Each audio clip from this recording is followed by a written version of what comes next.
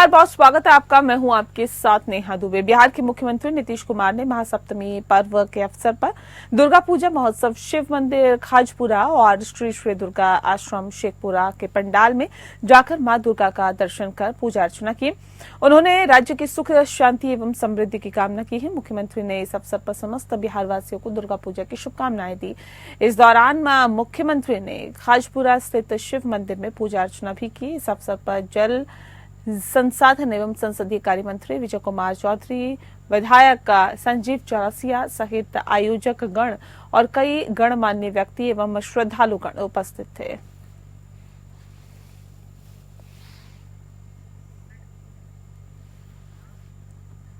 बिहार सरकार के पंचायती राज मंत्री केदार प्रसाद गुप्ता ने सूचना जनसंपर्क विभाग के संवाद कक्ष में प्रेस कॉन्फ्रेंस में कहा कि बिहार का ग्राम कचहरी केस निपटारे में सभी कोर्ट को पीछे छोड़ दिया है। बता दें आपको कि पंचायत कचहरी केस में जो तेजी से केस निपटारा कर रही है, यहाँ पर 93.7% दीवानी मुकदमे का निपटारा किया गया। फौजदारी मुकदमा का निपटारा 93.6% है और ग्राम कचहरी की इस गति पर सरकार एक्शन में है। बिहार सरकार जल्द ही ग्राम कचहरी को ई कोर्ट बनाने जा रही है। ई कोर्ट मैनेजमेंट सिस्टम को लागू करने जा रही है।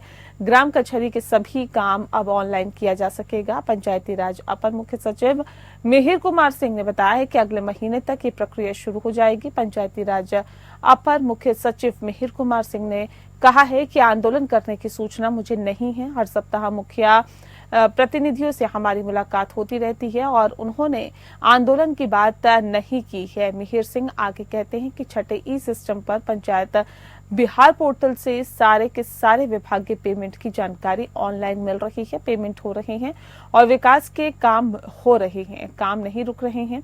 ऐसे में आंदोलन की बात बेबुनियादी है और ऐसे में आपको बता दें कि लोकतंत्र में सभी को डिमांड रखने का अधिकार है, लेकिन आंदोलन की खबर नहीं है। आगे उन्होंने कहा कि भारतीय दंड संहिता 1860, दंड प्रक्रिया संहिता 1973 और भारतीय साक्ष्य अधिनियम 1872 की जगह पर आए तीनों नए कानून की ट्रेनिंग पंचायत प्रतिनिधियों को दी जाएगी।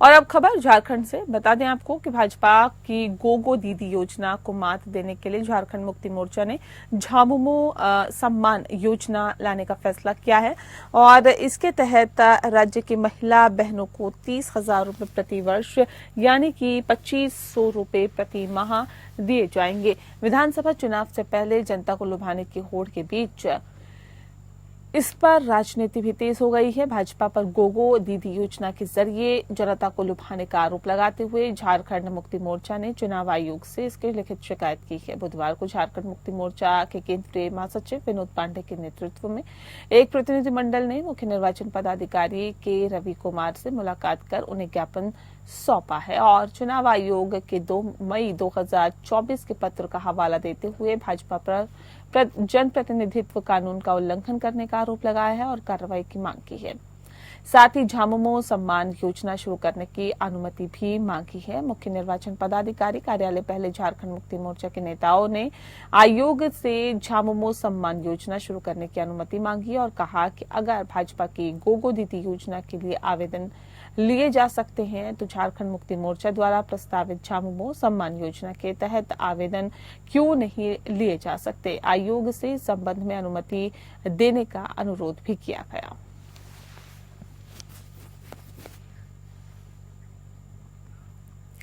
गढ़वा विधायक और झारखंड सरकार में मंत्री मिथिलेश कुमार ठाकुर ने नवरात्र के पावन मौके पर अपने आवास पर दिव्यांगों के बीच ई ट्राई साइकिल का वितरण किया है। मिथिलेश कुमार ठाकुर जो मंत्री है, उन्होंने विभिन्न प्रखंडों के करीब 30 दिव्यांगजनों को ई ट्राई साइकिल एवं हेलमेट प्रदान किए हैं। इसके बाद उन्हें मिठाई खिलाकर और हरी झंडी दिखाकर अपने अपने घर के लिए रवाना किया है। बैटरी चलित ये ई ट्राई साइकिल 1 घंटे की फुल चार्जिंग में लंबी दूरी तय करेगी और मौके पर मंत्री जो है मिथिलेश कुमार ठाकुर ने कहा है कि गरीब, असहाय एवं जरूरतमंदों की सेवा करना बहुत बड़ा पुण्य कार्य है और शुरू से ही वे इस प्रकार के अधिकारियों की यहाँ पर बढ़ चढ़कर इसमें हिस्सा लेते हैं। नवरात्र के पावन मौके पर झामुमो जिला कमेटी ने अपने सेवा कार्यों के तहत दिव्यांगजनों के बीच ट्राईसाइकिल वितरण करने का फैसला लिया है।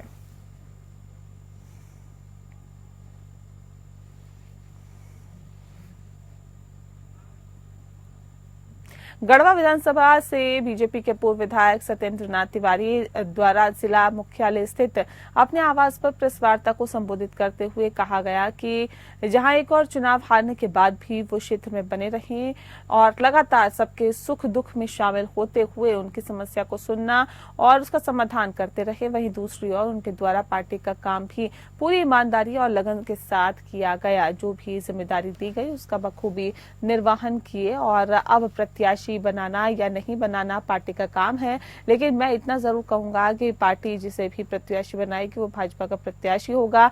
मैं पूरी मदद करूंगा ताकि गढ़वा से भाजपा को एक बड़ी जीत हासिल हो सके। साथ ही इसके अलावा उनके द्वारा और क्या आप आगे कहा गया कि उन्होंने क्या कुछ कहा, सुनते हैं।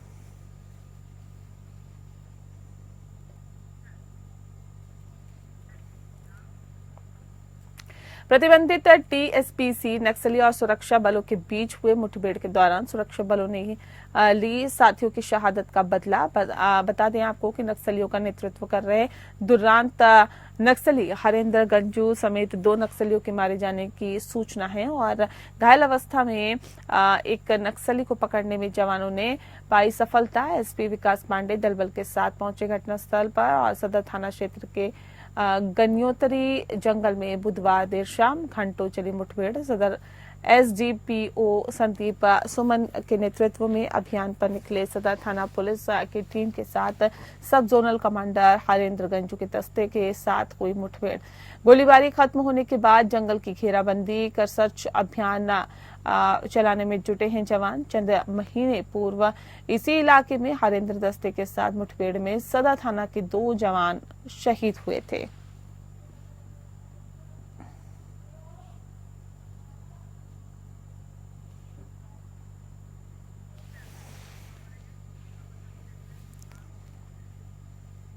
और अब खबर मध्य प्रदेश से। शहर के मामून दरवाजे पर देवी पंडाल के पास एक बोरी में मांस के टुकड़े मिले थे और इस मामले में अब पुलिस ने पति पत्नी को गिरफ्तार किया है। बता दें कि हिंदू संगठनों के विरोध के बाद मामले ने तूल पकड़ लिया था और वहां पर एक बोरी में मांस के टुकड़े मिले थे और पुलिस ने मौके पर पहुंचकर मांस को जब्त कर लिया था और नगर पालिका से धुलाई करा दी थी। इस मामले को लेकर बजरंग दल और विश्व हिंदू परिषद ने पुलिस प्रशासन के खिलाफ जमकर नारेबाजी की थी। उन्होंने बताया कि मामला सेंसिटिव होने के चलते आसपास लगे सीसीटीवी खंगाले गए, जिसमें देखा गया कि एक एक्टिवा पर वो बोरी रखी हुई है जो गिर जाती है और इसके बाद पुलिस टीम द्वारा लगातार उनकी खोजबीन की गई तो पता चला कि ये घुमक्कड़ जाति के लोग हैं जो टीकमगढ़ शहर के सुधा सागर रोड पर अपना डेरा लगाकर कचरा बीनने और कबाड़ खरीदने का काम करते हैं। इसमें से पन्ना की रहने वाली पत्नी गायत्री आदिवासी और उनके पति हुसैन को गिरफ्तार कर लिया गया। बता दें आपको कि टीकमगढ़ शहर की मांस मंडी में बोरी में मांस के टुकड़े लेकर अपने आशियाने पर जा रहे थे, तभी बोरी स्कूटर से नीचे गिर गई। वहीं पुलिस ने दोनों आरोपियों को गिरफ्तार करके न्यायालय में पेश किया, जहां से उन्हें जेल भेज दिया गया है।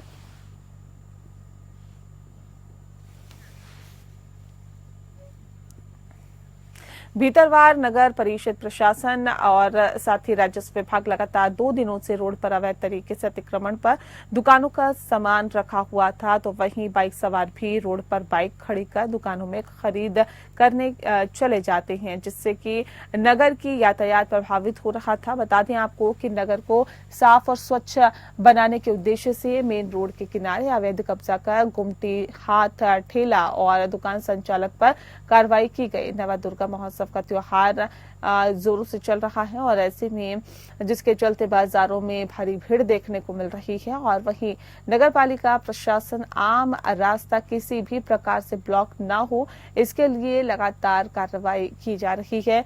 अतिक्रमण हटाने की कार्रवाई राजस्व अधिकारी, तहसील और नगर निगम सीएमओ और टीम द्वारा संयुक्त कार्रवाई की जा रही है।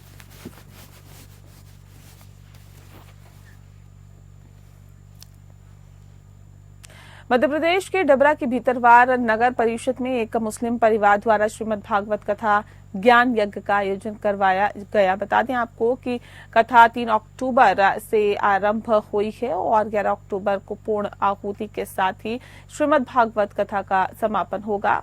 मुस्लिम परिवार के मुखिया फिरोज खान ने बताया है कि मेरे स्वप्न में हनुमान जी महाराज दिखे और मेरे पिता जन्म से ही सनातन धर्म को मानते हैं।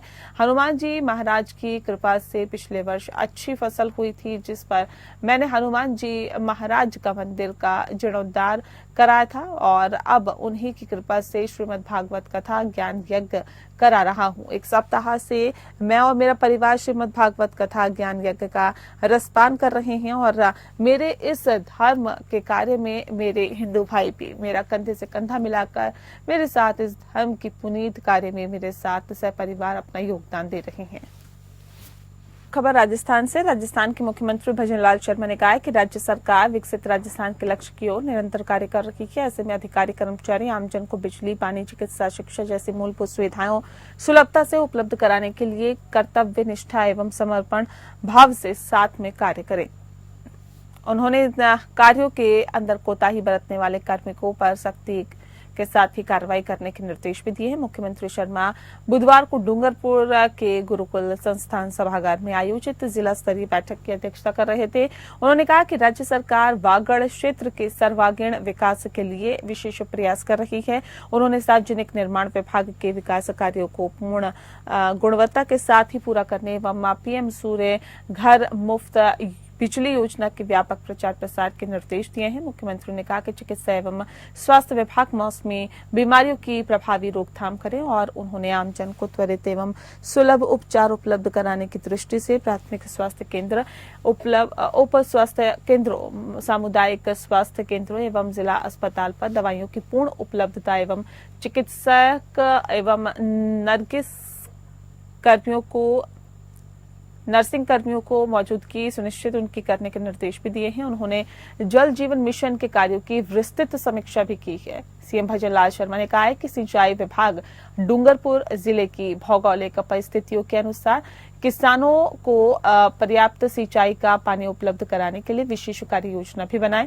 उन्होंने जिला कलेक्टर को जन कल्याणकारी योजनाओं और जिले में संचालित मुख्य विकास कार्यों को समयबद्ध रूप से पूरा करने के लिए निर्देशित किया है। साथ ही उन्होंने rising Rajasthan global investment summit 2024 के तहत जिला स्तरीय गतिविधियों के संबंध में जानकारी लेते हुए स्थानीय उद्योगों को बढ़ावा देने एवं रोजगार के नवीन अवसर सृजित करने के लिए अधिकारियों को दिशा निर्देश भी प्रदान किए हैं।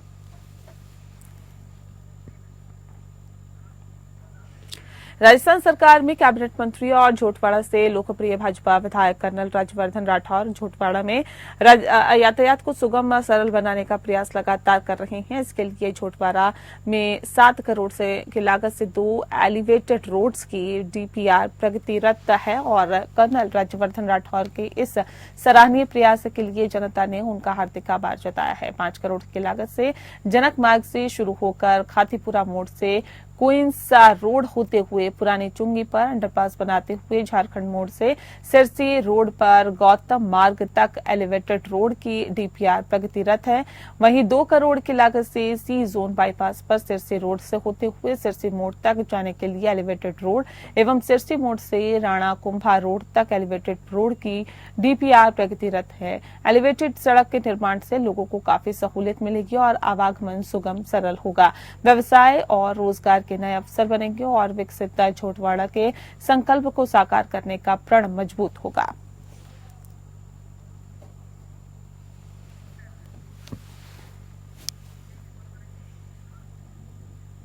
अब खबर हनुमानगढ़ के रावतसर से, जहां पर ग्राम पंचायत खेदासरी मुख्यमंत्री भजनलाल शर्मा के निर्देशन में जिला प्रशासन आमजन की समस्या निस्तारण में नियमित जन सुनवाई कर रहा है। जिला कलेक्टर कानाराम ने रावतसर के राजकीय उच्च माध्यमिक विद्यालय खेदासरी में रात्रि चौपाल की। उन्होंने 46 परिवेदनाएं सुनते हुए नियमानुसार शीघ्र समाधान के लिए आश्वस्त किया। चौपाल में विभाग के अधिकारियों ने जन कल्याणकारी योजनाओं की ग्रामीणों को जानकारी दी। ग्रामीणों ने उन्होंने ढाणियों में पेयजल आपूर्ति, खाता विभाजन, जल जीवन मिशन के कार्यों, कब्रिस्तान के लिए भूमि आवंटन, खाला निर्माण, आबादी विस्तार, विद्युत ट्रांसफार्मर लगाने, अवैध शराब बिक्री रोकथाम, प्रधानमंत्री आवास योजना, अतिक्रमण, टीकाकरण, बालिका स्कूटी योजना, डिग्गी को दुरुस्त करवाने, हड्डा रोड़ी की जगह बदलने संबंधित परिवार सौंपे।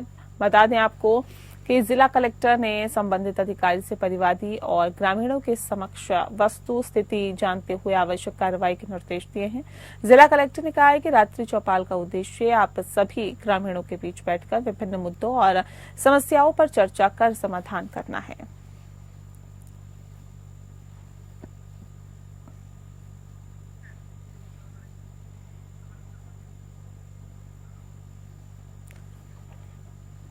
और अब खबर उत्तर प्रदेश से। उत्तर प्रदेश के बदायूं के बिलसी कस्बे में सपा नेता सर्वेश यादव के नेतृत्व में पूर्व विधायक हाजी बिट्टन की कोठी पर समाजवादी पार्टी के कार्यकर्ता इकट्ठा हुए और समाजवादी पार्टी के संस्थापक पूर्व मुख्यमंत्री और रक्षा मंत्री मुलायम सिंह यादव की पुण्यतिथि पर उनके चित्र पर पुष्प अर्पित कर श्रद्धांजलि दी। इस मौके पर समाजवादी पार्टी के नेता सर्वेश यादव ने कहा है कि नेताजी हमेशा हमारे दिलों में रहेंगे और उनकी नीतियों पर ही समाजवादी पार्टी के कार्यकर्ता कार्य कर रहे हैं। उन्होंने कहा कि नेताजी हमेशा हमारे दिलों में रहेंगे और आने वाले समय में समाजवादी पार्टी की उत्तर प्रदेश में सरकार बनेगी। उन्होंने कहा कि जो नेताजी के अधूरे कार्य रह गए हैं वे अखिलेश यादव पूरा करेंगे और मजदूर और किसानों की लड़ाई समाजवादी पार्टी हमेशा लड़ती आई है और लड़ती रहेगी।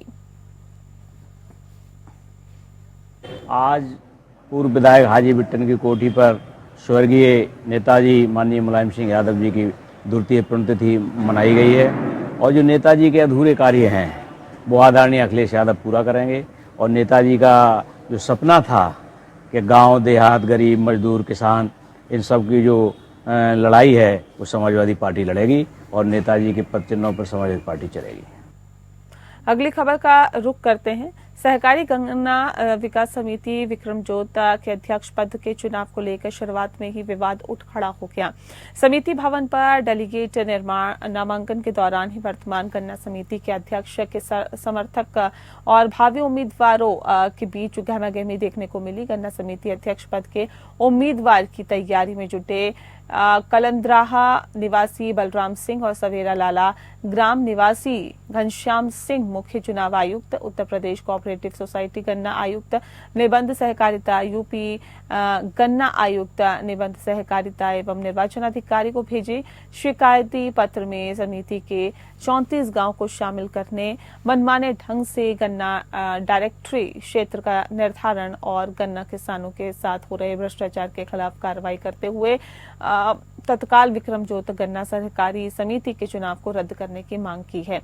शिकायतकर्ता घनश्याम सिंह का कहना है कि तमाम गन्ना किसान रजिस्टर्ड रिकॉर्ड में दर्ज हैं और इसके बावजूद उनका नाम मतदाता सूची में शामिल नहीं किया गया। 36 गांवों को चुनाव प्रक्रिया में शामिल नहीं किया गया। डायरेक्टर क्षेत्र को 9 से बढ़कर 11 कर दिया गया है और चुनाव अधिकारी बनाए गए बहादुरपुर के खंड विकास अधिकारी गणेश दत्त शुक्ल ने कहा है कि नियमानुसार चुनाव हो रहा है। हमने 5 आपत्ति किया है।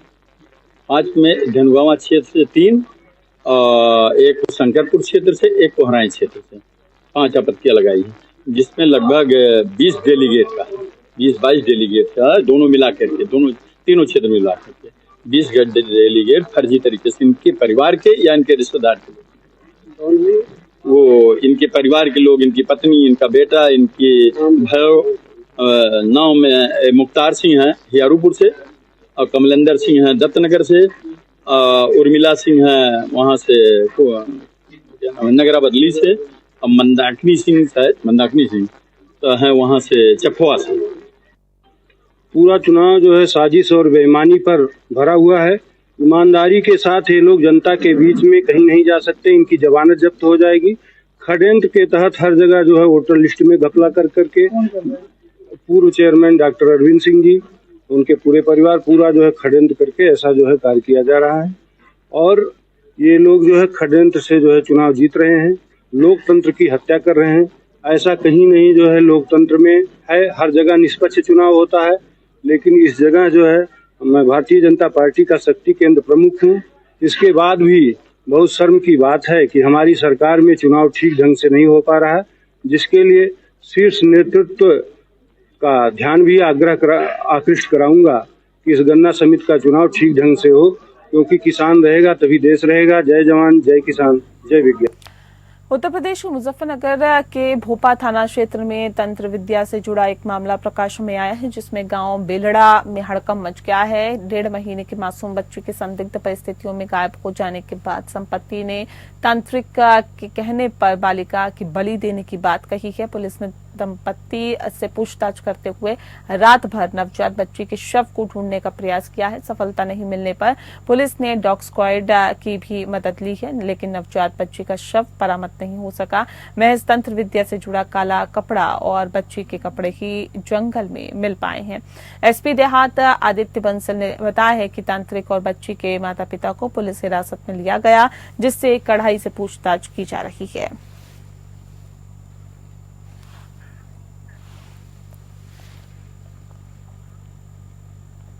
आजमगढ़ में रिहायशी इलाके में अवैध रूप से रखे गए भारी मात्रा में पटाखे और अन्य आतिशबाजी विस्फोटक सामग्रियों को पुलिस ने बरामद कर लिया है और 2 लोगों को गिरफ्तार किया है। बता दें आपको कि दरअसल आजमगढ़ में त्योहारों के सीजन में आतिशबाजी के अवैध भंडार को लेकर पुलिस द्वारा लगातार चेकिंग और जांच पड़ताल की जा रही है। सूचना के आधार पर कार्रवाई की जा रही है। बता दें कि आजमगढ़ में पिछले कुछ वर्षों में अवैध रूप से भंडारण किए गए हैं। आतिशबाजियों के चलते जानमाल की भारी क्षति भी हो चुकी है। वहीं प्रदेश से भी लगातार इस तरह की खबरें आती रहती है। इसी क्रम में आजमगढ़ में एक सूचना के आधार पर पुलिस ने देवगांव कोतवाली अंतर्गत लालगंज नगर पंचायत के वार्ड नंबर 10 गोला बाजार में छापेमारी भारी मात्रा में अवैध रूप से रिहायशी इलाके में पटाखे रखे गए और ऐसे में पटाखे और अन्य आतिशबाजी सामग्रियों को बरामद किया है। इस दौरान मौके से 2 लोगों को गिरफ्तार भी किया गया है। एसपी सिटी शैलेंद्र लाल ने बताया है कि करीब 250 किलोग्राम अवैध पटाखों और विस्फोटक सामग्री को बरामद किया गया।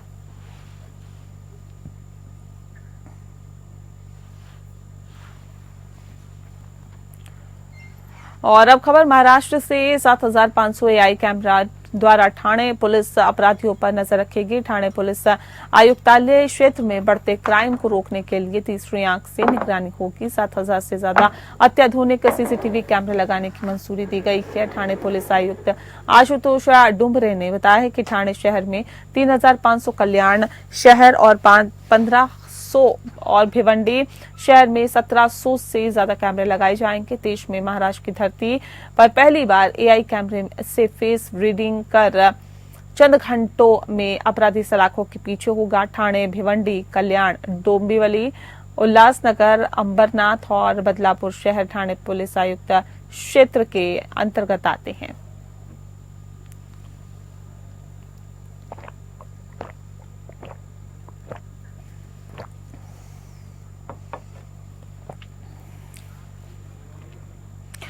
पालघर पुलिस ने 79 महिलाओं से 1 करोड़ 26 लाख रुपए की ठगी करने वाले एक ज्वेलर कारोबारी को राजस्थान से गिरफ्तार किया है।